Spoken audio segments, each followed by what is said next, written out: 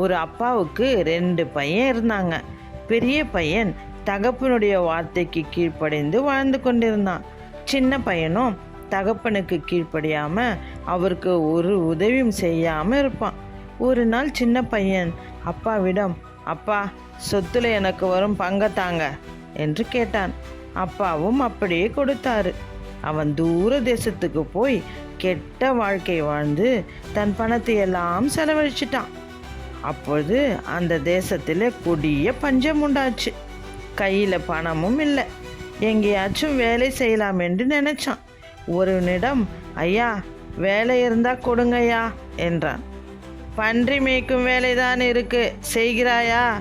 செய்கிறேன் ஐயா என்று சொல்லி வயல்களில் பன்றி மேய்த்தான். ரொம்ப பசியாக இருந்தது. இந்த பன்றி சாப்பிடுகிற தவிடு கொடுத்தா கூட நான் சாப்பிடுவேனே, அதுவும் எனக்கு கொடுக்க மாட்டாங்களே. ஆனால் எங்கள் அப்பா வீட்டில் இருக்கிற வேலைக்காரங்க எவ்வளோ திருப்தியாக சாப்பிட்றாங்க, நான் பசியால் சாகிறேனே என்று நினச்சி எழுந்து புறப்பட்டு அப்பா கிட்ட வந்தான்.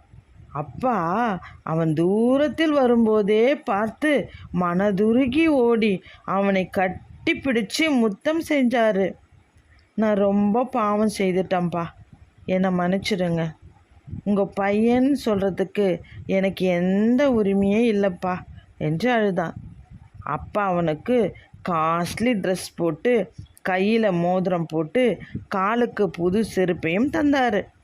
கொழுத்த கன்றை அடித்து நல்ல சமையலை பிள்ளைக்காக செய்து சந்தோஷமாக இருந்தார்.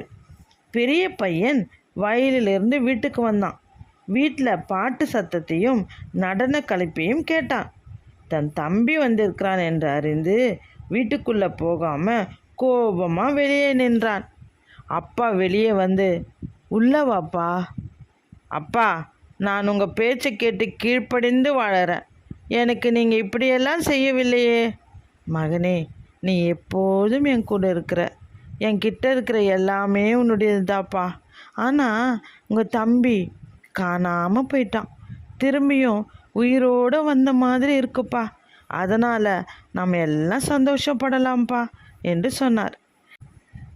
இதிலிருந்து நமக்கு என்ன தெரியுது?